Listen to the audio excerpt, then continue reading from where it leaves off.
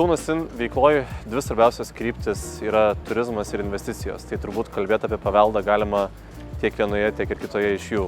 Daug žmonių nori pamatyti tai, kuo mes didžiuojamės gyvendami Kaune. Tai yra Kauno tarpukarinių paveldų ir ypatingai kaip jisai šiuo metu yra tvarkomas. Bet nereikėtų pamiršti ir verslo dalies.